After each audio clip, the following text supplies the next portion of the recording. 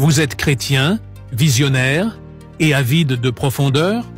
Le Rock Magazine est fait pour vous. Le magazine des aigles, qui vous élève au-dessus de l'ordinaire avec des articles puissants, des témoignages vrais et une actualité chrétienne qui bouscule et inspire. Disponible en un clic sur votre téléphone. Visitez notre site maintenant et entrez dans la dimension des aigles. Le Rock Magazine, plus qu'un magazine, un mouvement. Tous sur le plateau, je vais me tourner vers le pasteur Tatan. Pasteur, dites-nous, quel est le bilan de l'impact de la campagne d'évaluation dans vos campagnes? Ok, bonjour pour l'invitation que nous avons reçue de votre part, de la part de votre magazine, et l'opportunité que vous offrez de pouvoir nous adresser au peuple camerounais, à l'Allemagne et à tous ceux qui nous suivent, et voilà, pour dire merci et tirer un bilan de notre événement. J'aimerais dire que le bilan est positif, il est très positif du point de vue organisationnel, du point de vue spirituel. Nos attentes ont été satisfaites et nous rendons gloire au Seigneur. Et je vais me tourner également du côté du pasteur Yomi. C'est vous qui avez porté l'événement cette année au Cameroun. Quelles ont été les difficultés que vous avez eues sur le chemin? Bon, les difficultés, déjà tout événement qui se veut spirituel rencontre toujours des difficultés. Et nous bénissons le Seigneur qui nous fait grâce de toujours triompher. Les difficultés, il y en a eu sur le plan organisationnel. Vous savez, ce n'est pas toujours facile de passer la vision, de la communiquer jusqu'à ce que les gens se saisissent et se l'approprient. Et gloire soit rendue à Dieu, ça a été fait. Il y a des assemblées qui ont cru que la vision venait de Dieu et ils l'ont accepté. Et ensemble, nous nous sommes mis, nous avons travaillé.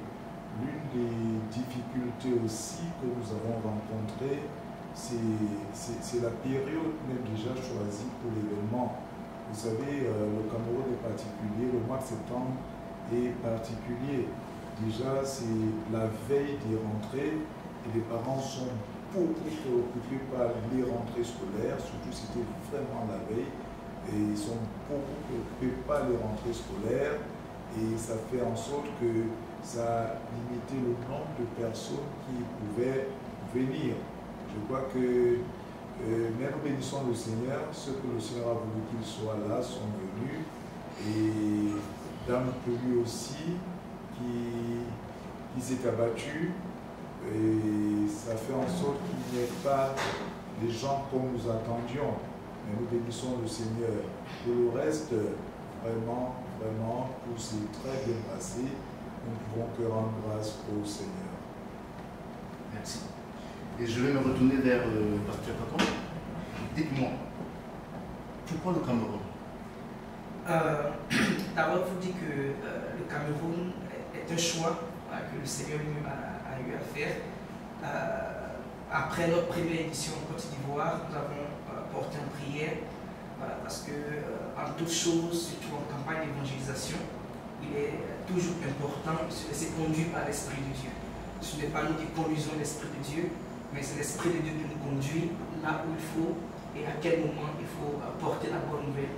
Voilà. Et nous le voyons dans les Écritures, avec l'apôtre Paul, qui a été par moments stoppé par l'Esprit de Dieu et par moments conduit par l'Esprit de Dieu quand il s'agissait d'évangéliser. Donc, après l'édition de la Côte d'Ivoire, nous sommes allés en prière et le Seigneur nous a mis à cœur de nous tourner vers le Cameroun comme deuxième pays, et nous avons fait obéir à sa voix et les résultats sont. Et quelle sera la prochaine destination? La prochaine destination sera le Congo-Brazzaville. Donc nous avons commencé par un C, la Côte d'Ivoire, le Cameroun, le Congo. Pourquoi les 3 C? Si ces 3 C sont prophétiques, ça c'est le Seigneur qui peut mieux encore l'expliquer, à la longue nous le verrons.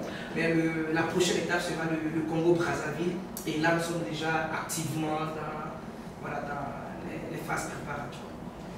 Salut à tous, shalom. Je suis le frère Dame Ferdian Danglesi.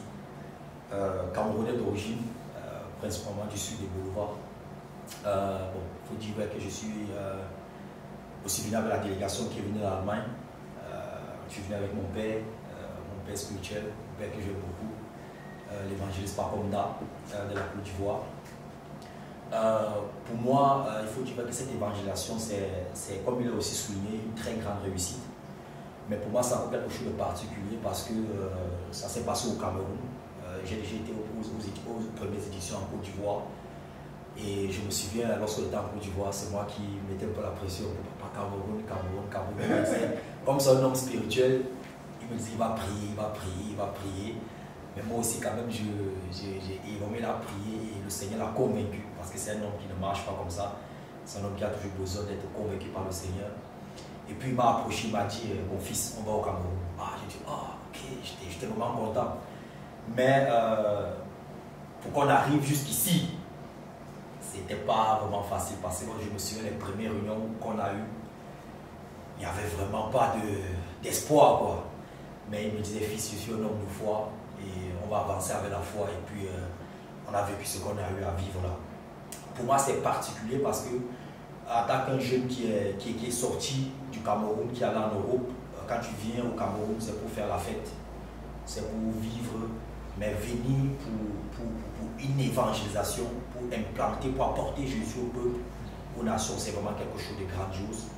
Et je dis vraiment merci à cet homme-là, mon père spirituel, pour cette vision qu'il a eue. Et aussi merci beaucoup à tous les hommes de Dieu qui l'ont reçu, que ce soit l'apôtre Youbi, avec qui j'étais en contact depuis déjà des mois, avec l'apôtre Miché, au pasteur Faveur du Congo, au frère Kevin, vraiment à toutes ces personnes-là, tous ces hommes de Dieu-là qui l'ont vraiment reçu ici au Cameroun, parce qu'ils ont aussi pu dire que non, bon, on ne le reçoit pas, mais ils ont vraiment subi ce que le Seigneur leur a dit.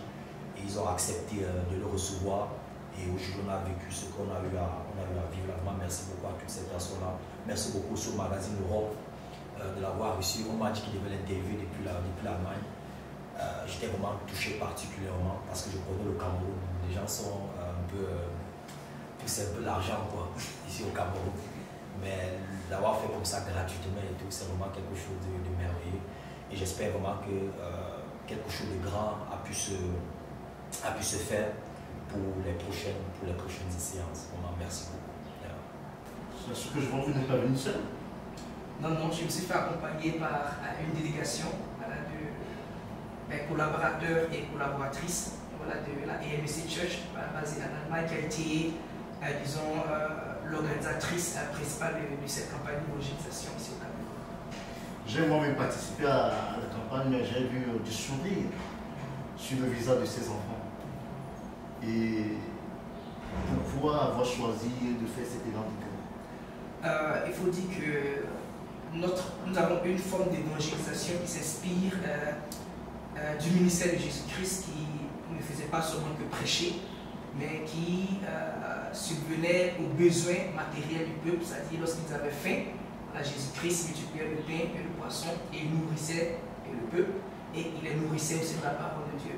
Donc aussi lorsque nous prenons Actes chapitre 6, nous voyons au milieu des apôtres et ils étaient organisés telle sorte que les veuves et les personnes délaissées étaient pris en charge par le partage quotidien de tout ce qu'ils recevaient. Donc ces passages ont été des faits marquants pour nous et ils nous ont inspirés à pouvoir intégrer l'aspect caritatif dans nos évangélisations. Donc nous faisons l'évangélisation holistique, en vue de ne pas seulement annoncer l'évangile, mais de penser aussi aux besoins de ces personnes qui souffrent, qui ont faim, afin d'être plus disposées à recevoir la parole. Donc en ce sens, nous collaborons avec deux ONG. L'ONG Process Survive Kina, qui a été fondée par mon épouse. C'est la vision qu'elle a reçue. Qui est une ONG nationale chrétienne qui œuvre dans le domaine caritatif et aussi dans le domaine d'évangélisation. Et nous avons la représentation Côte d'Ivoire qui s'occupe de tout ce qui est action au niveau de l'Afrique, qui est l'ONG Enfants Bénis d'Israël. Donc avec ces deux organisations, plus la EMC Church dont je suis le fondateur, nous travaillons à porter du sourire surtout aux enfants, premièrement aux enfants, Et ensuite, aux veuves, je suis conscient le cas de la veuve en Afrique. Les veuves sont délaissées, les droits ne sont pas respectés. Donc, nous essayons de satisfaire tous ces besoins selon les moyens que nous avons. Merci. Est-ce que qui était responsable de cette organisation Myriam? Donc nous avons là voilà, notre responsable chargé des finances, c'est elle qui gère les finances de l'organisation Processus Humaniste. Est-ce qu'elle peut nous dire vraiment quelles sont les difficultés qu'elle a rencontrées pour l'organisation? C'est que nous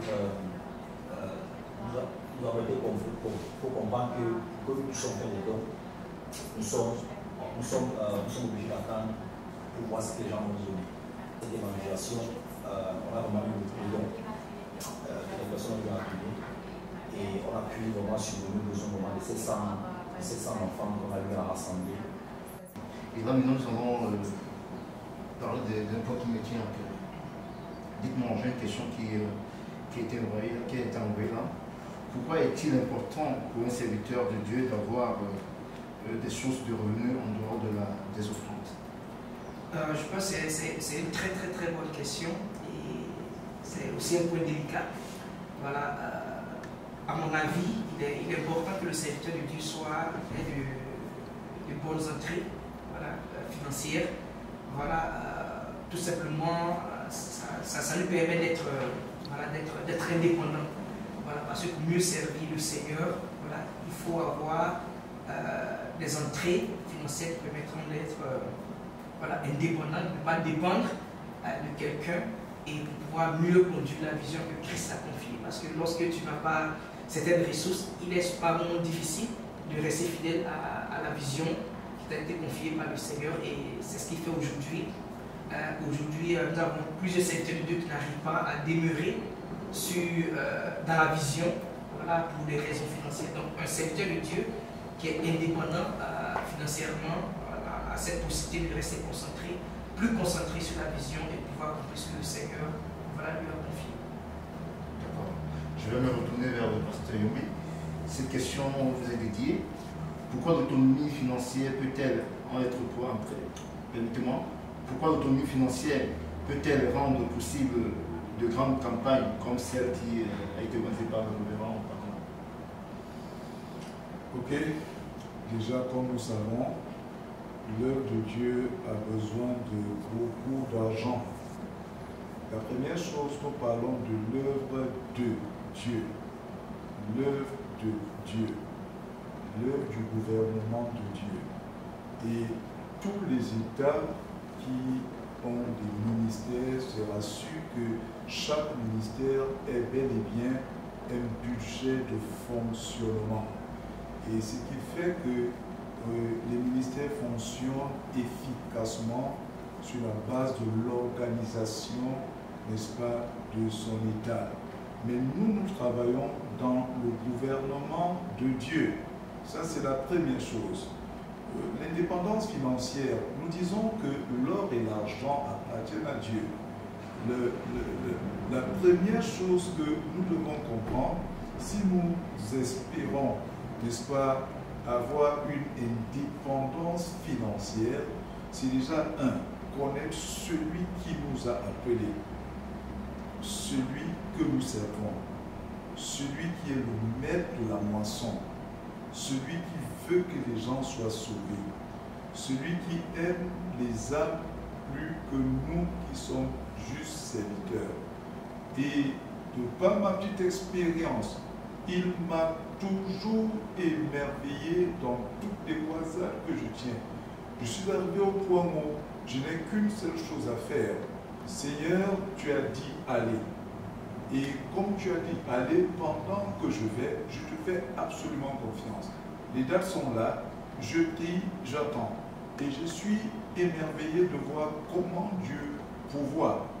Et il suscite des personnes inimaginables. La dernière croisade que j'ai tenue, c'est une dame en France qui reçoit mes messages, les messages que j'envoie tous les matins, n'est-ce pas, dans les groupes. Elle m'a appelé, elle m'a dit, elle est au courant de la campagne que j'organise, elle veut financer. J'ai béni le Seigneur. L'autre jour, je voudrais parler, j'insiste là-dessus, parce que l'un des problèmes que nous avons, c'est que Dieu nous a appelés, mais nous ne lui faisons pas du tout confiance. Et nous devons avoir atteint le niveau où nous avons une confiance absolue vis-à-vis de celui qui nous a appelés. Je disais l'autre jour, j'étais à une campagne, pendant que j'y suis, j'ai 2 pasteurs qui m'appellent, ils ont des besoins financiers. J'ai prié, j'ai passé la journée à dire, Seigneur, ces pasteurs ont le regard fixé sur moi parce que je suis le leader. C'est vrai qu'ils devaient regarder à toi. J'ai dit, je n'ai pas d'argent et ils en ont vraiment besoin. J'ai prié, j'ai fini de prêcher le soir, j'ai regardé dans mon téléphone, j'ai constaté qu'il y avait eu un dépôt d'argent et j'ai envoyé à ces pasteurs. Vous voyez, donc je me résume en disant que nous devons, connaître que c'est Dieu qui nous a appelés. Nous ne l'aidons pas. C'est lui qui nous appelle et c'est lui qui met à notre disposition les moyens nécessaires. Quand je dis moyens, ils peuvent être financiers, ils peuvent être également humains. Donc Dieu le fait. Je peux m'arrêter à ce niveau. Merci, pasteur Jean-Charles. Et je vais me retourner vers pasteur Pacomé. Dites-moi, pasteur, en dehors du Créateur, qui souhaiterez-vous remercier d'autres? Il faut dire que ce programme d'évangélisation a été une très grande réussite. Voilà, une très grande réussite. Je me rappelle que voilà, lorsque nous venions à Yaoundé, on se posait plusieurs questions. Nous avons su un territoire que nous ne connaissons pas, comment les choses vont se passer. Et là, sur le territoire, nous avons vu que le Seigneur s'est glorifié. Voilà, par la mobilisation le premier jour, le deuxième jour. Et ce qui m'a beaucoup marqué, surtout le 3e jour, avec cette fois de pluie sur Yaoundé, je me demandais mais comment est-ce que les gens vont se déplacer maintenant à cette campagne. Et le Seigneur me disait comme ça que vous verrez ma gloire. Aie confiance, vous verrez ma gloire. Et là, on arrive à l'évangélisation, je vois une salle avec un beau public et je vois au Seigneur, Dieu glorieux. Et le lieu de l'événement qui était tout à fait sec, aucune goutte n'est tombée, je dis au Seigneur, tu es formidable. Et ce sont des choses qui m'ont marqué et qui ont intensifié ma confiance encore en le Seigneur. Donc, premièrement, j'aimerais dire merci à ce Dieu, au Seigneur Jésus-Christ qui a rendu cette évangélisation possible. Et en plus de cela, dire merci à tous ces serviteurs de Dieu qui ont décidé de nous accompagner dans cette vision. Il n'est pas facile de travailler seul. Nous avons toujours besoin de personnes pour nous accompagner dans la vision que nous recevons du Seigneur. La Bible dit dans Amos 3, le verset 3, que 2 personnes peuvent-elles marcher ensemble si elles ne s'accordent. Donc le Seigneur a suscité des personnes qui ont épousé cette vision dès les premiers jours. Et j'aimerais vraiment dire merci à cette personne, en l'occurrence l'évangéliste Yombi, qui a fait partie des premières personnes que nous avons avisées, qui a été là du premier jour jusqu'au dernier jour dans les préparatifs de cet événement. Il faut dire qu'il a beaucoup d'expérience en matière d'évangélisation. C'est un père de l'évangile. Donc il nous a donné beaucoup de conseils, nous avons partagé des idées, des stratégies. Et ces idées ont vraiment porté, sa prière a porté. Il a mis à notre disposition son groupe musical qui a été aussi une bénédiction pour le programme. Nous avons été richement bénis par son groupe. Et vraiment, merci à l'évangéliste Yombi. Mes remerciements à l'endroit de l'apôtre Miché, qui a aussi été là dès les premiers instants, qui a cru aussi à la vision, qui s'est engagé personnellement, qui a mis à notre disposition son groupe musical, qui a été aussi une bénédiction pour nous. J'aimerais dire merci au pasteur Faveur, voilà, qui est venu de Brazzaville, voilà, qui a fait 1 mois sur le territoire camerounais, qui a été aussi un élément très important dans l'organisation, dans les invitations, dans la mobilisation. Et merci au magazine Rock, voilà, qui m'a accordé la toute première interview depuis l'Allemagne, parce que jusque-là, personne ne connaissait l'évangéliste comme là. Donc, à travers l'interview accordée par votre épouse, que je salue au passage, cela a permis à plusieurs secteurs de comprendre la vision, de comprendre ce pourquoi nous faisons le voyage sur Yaoundé, et ça a mobilisé davantage le peuple. Et voilà, nous avons eu en tout 40 serviteurs de Dieu et servants de Dieu qui sont mobilisés autour de cette vision. J'aimerais leur dire merci. Je ne pourrais pas citer tous les noms, mais j'aimerais vraiment dire merci à tous ces secteurs de Dieu. Merci au prophète Isaïe qui a fait aussi le déplacement de la Côte d'Ivoire pour être aussi une bénédiction pour cette campagne, une bénédiction pour le peuple camerounais. Merci à tous, merci à mes collaborateurs qui ont cru en cette vision, qui m'ont accompagné, qui ont bravé le soleil, qui ont bravé, disons, les rues, qui ont bravé la fête parce qu'il fallait jeûner, il fallait prier. Donc merci à tous mes collaborateurs et collaboratrices ici présents et à toute l'équipe d'organisation. Merci à tout le monde, tous ceux qui ont partagé des flyers, ceux qui ont jeûné. Nous avons eu des groupes d'intercession qui ont décidé volontairement de jeûner pour ce programme, sans qu'on leur demande dans différents pays, qui, pendant qu'on était à l'évangélisation, eux étaient en prière. Et merci aussi à ma maman, qui a été ma première intercesseuse et qui a soutenu ce programme par la prière. Donc, merci à tout le monde. Merci à tout le monde. Je voudrais vous rappeler que nous avons de nouveau ici au Cameroun. Et je pense qu'il ne rentrera pas d'ici tôt, parce qu'il est chez lui, qui est le Côte d'Ivoire. J'espère le voir devant mon micro tout à l'heure. Il aimerait nous dire quelque chose, j'espère bien, avant qu'il ne parte. Nous arrivons déjà à la fin de cette rencontre, mais avant cela, je ne sais pas si la sœur a quelque chose à dire. Je te dis, c'est ça, une chose. Tout d'abord, elle aimerait d'abord remercier le Seigneur Jésus-Christ pour tout ce qui s'est passé. Et aussi, elle dit merci parce qu'elle a pu apporter aussi quelque chose à ce que nous avons eu à faire, que ce soit dans la campagne d'évangélisation pour les dons des enfants, que ce soit pour l'évangile.